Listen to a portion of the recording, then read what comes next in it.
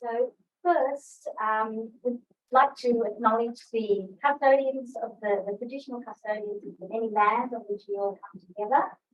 Here at Macquarie University campus, we recognise the Wallumattagal clan of the Darug Nation, as well as the land of those of you online, have come join us from today, and we pay our respects to elders of these ancestral lands, past, present, and future.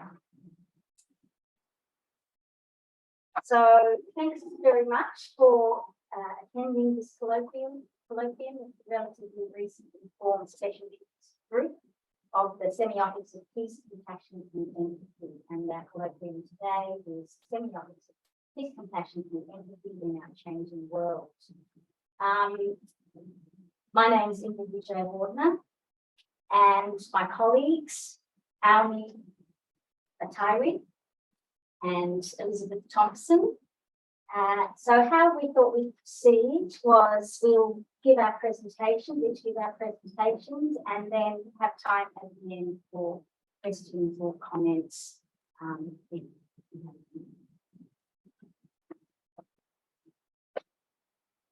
Okay, so yes, talk today, first steps towards an SFL description of peace is what I'm going to talk about.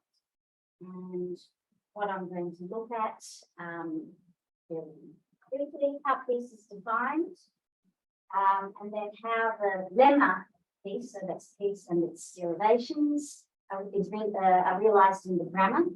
So looking at a concordancy, looking at frequency of lexical items, frequency of collocations, and then the semantic roles. And I'll give you some examples. And then talk very briefly about theories, tools for the analysis of semiotics, of peace, compassion, and empathy, and some frameworks, possible frameworks for engaging with and promoting peace, compassion, and empathy. So the first place that I went was the Oxford English Dictionary, and peace there was defined as a noun, freedom from or cessation of war or hostilities, okay, or freedom from civil commotion, public order and security, and freedom from disturbance or perturbation. Or else quiet, tranquility, peace and quiet. And also freedom from mental or spiritual disturbance or conflict that's arising from passion, etc., or otherwise peace of mind, etc. And also absence of noise, movement or activity, or in other words, stillness, quiet. Okay, and then also defined as a verb, as in peace, go in peace, that kind of thing. But this use is much less frequent and a bit archaic in some sense. Okay, so just from looking at these definitions, it suggests, first of all, this kind of continuum from external to more global meanings of peace to more internal, personal meanings of peace. And in fact, Oxford states that in the book on the language of peace, peace language addresses multiple dimensions: inner, interpersonal, intergroup, international, intercultural, and ecological. Also, a key thing to note from just this original definition is the way that peace is framed in the negative. Often framed in the negative. So the first meanings were all peace from or absence of, rather than freedom to. So next I went to case studies. Case studies, so have a look there. And Dalton is one of the founders of the discipline of case studies, and he conceptualizes this case in this way. First of all, looking at violence and breaking it into two. we've got personal, physical type of violence, and also then structural violence, meaning social structures that kind of entrench or facilitate such as racism, gender inequality, poverty, that kind of thing, structural violence. And so then opposite to this, he looks at peace, and so negative peace he talks about, which is the absence of the personal violence, physical violence, and then positive peace, which is the absence of structural violence. Okay. So sorry, positive peace also is talked about in terms of social justice. So then off to the philosophy, and it was interesting in dictionaries of philosophy, the ones that I looked at didn't have entries for peace per se, but this one here, the Stanford Encyclopedia of Philosophy, had an entry for pacifism, and within that entry for pacifism, we defined peace in this way. Peace is easiest to define dialectically as the opposite of war or violence. One conceptual difficulty here is when peace is defined negatively, pacifism appears as a reactionary response to war and violence. Discussions of peace thus often employ negative terms and creative neologisms to express the concept of peace, for example, non-violence, non-war, etc.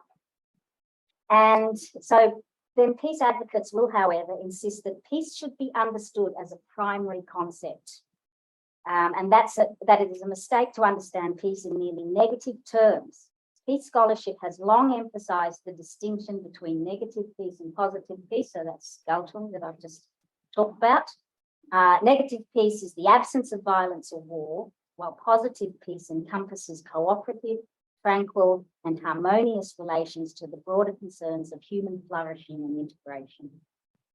Okay, so you can see here he refers to, as I said, Galtung's concepts of negative and positive peace, but with positive peace in this case, not the absence of structural violence, but in a more positive way. So then there's a need, obviously, to reframe or reconceptualize peace.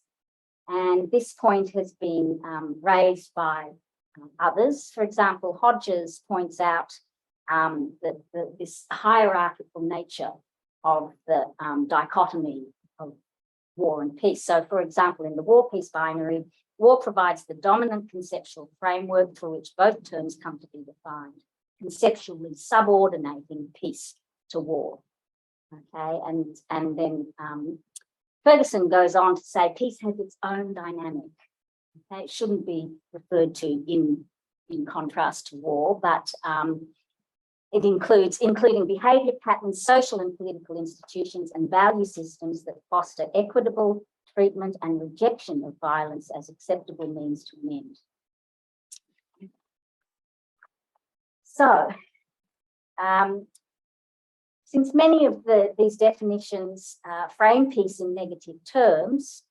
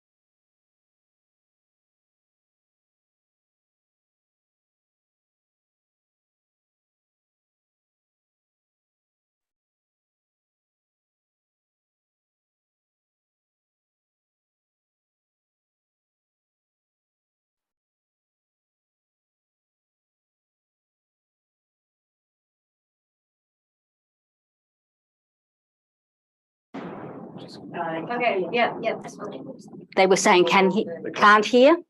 Okay. Yep, okay, cool. Can? Yes, thank you. Sorry about that. Okay, so yeah, so these two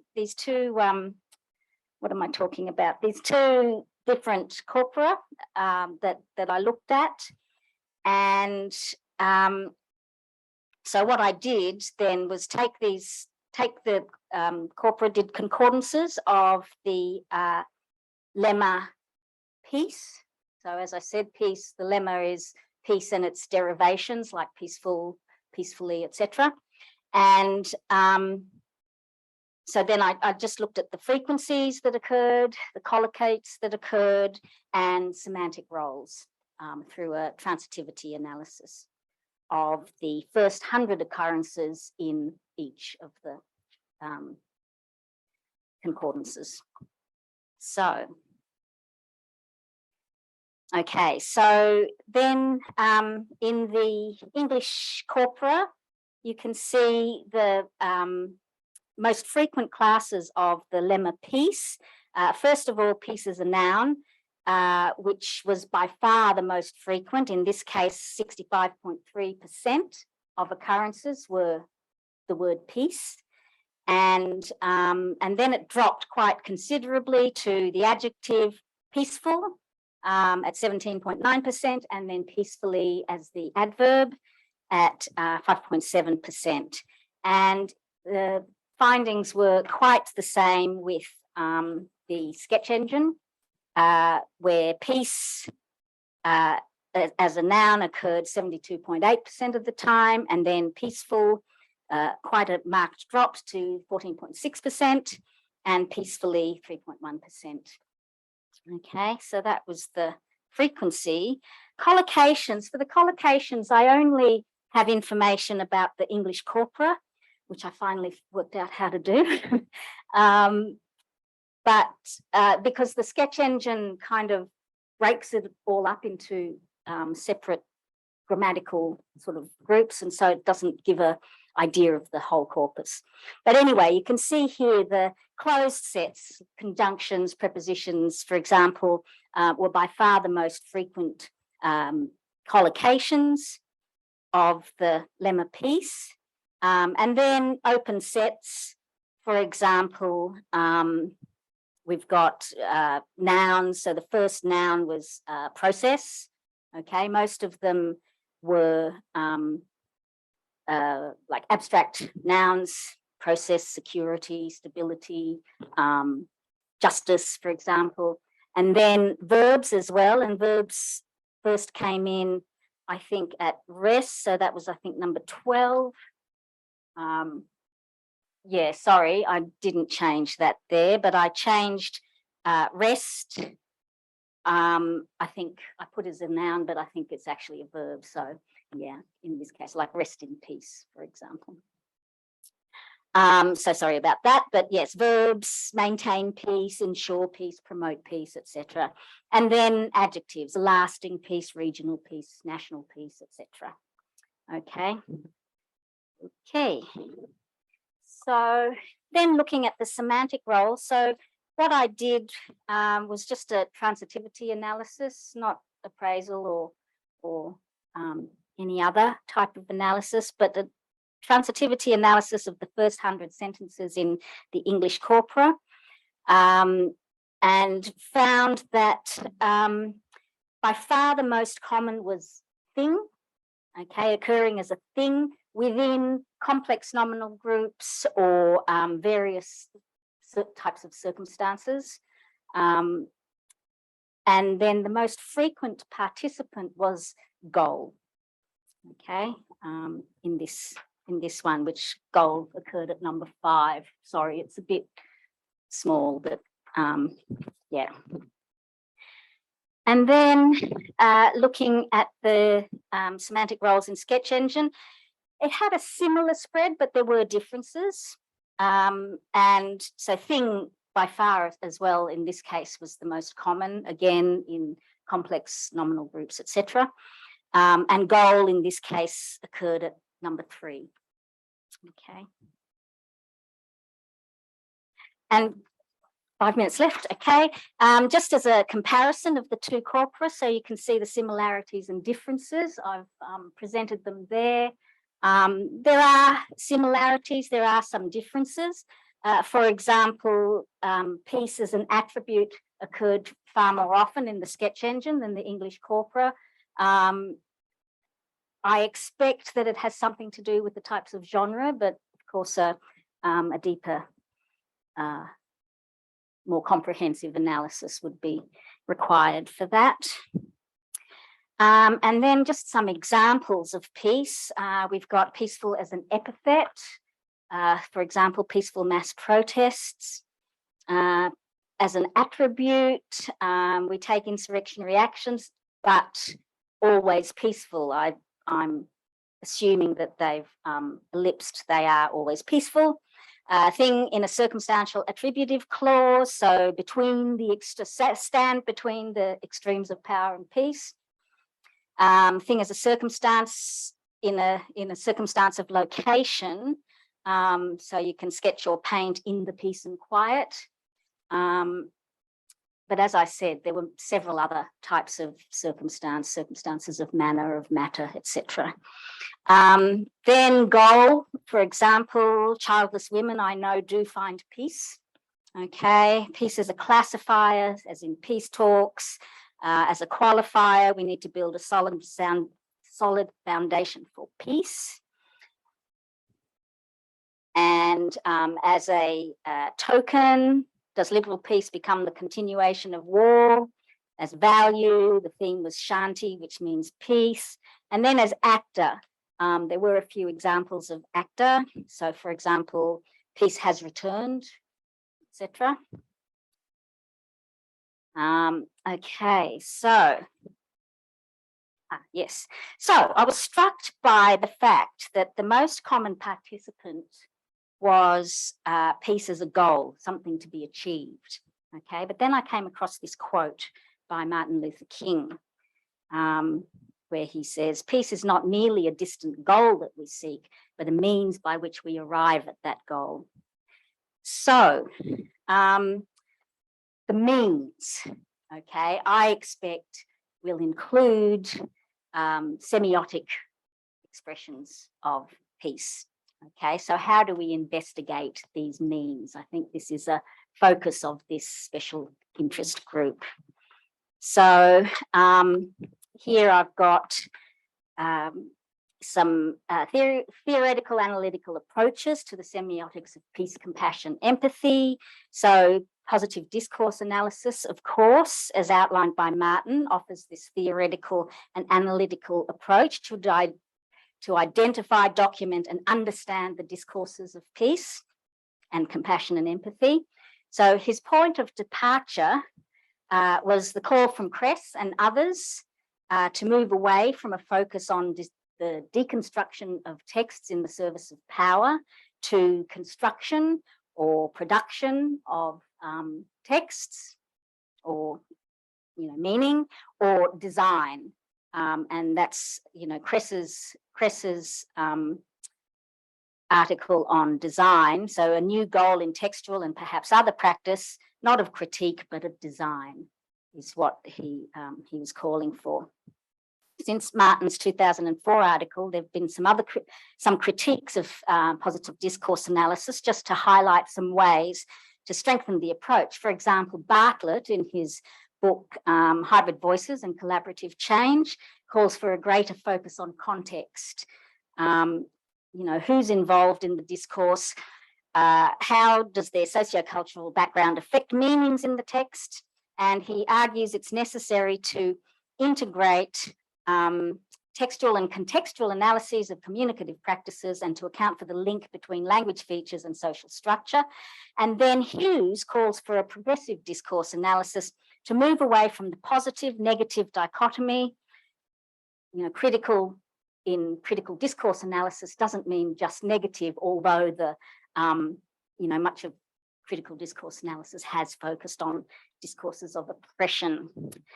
And finally, possible frameworks for engagement or application. So peace education, for example, which is about learning about how to communicate about peace, how to resolve conflict, that kind of thing. Peace is not the absence of conflict, though. It's a form of harmony harmony gained through working creatively with conflicting perspectives, nonviolent communication, religious practice, or expression. For example, there's a very interesting article on the Quaker silent vigil for peace before, during, and after the Iraq wars. And in conclusion, I have this quote from Thich Nhat Hanh. Please excuse my pronunciation. I'm sure that's not right. I know that peace is made of two elements. The first is understanding and the second is compassion. Cultivating peace means cultivating understanding and cultivating compassion. And so a goal of this special interest group is to cultivate understanding of the semiotics of peace, compassion, and empathy. And so I'd like to now pass the baton to Auni to talk about compassion. Thank you. Oh, and references.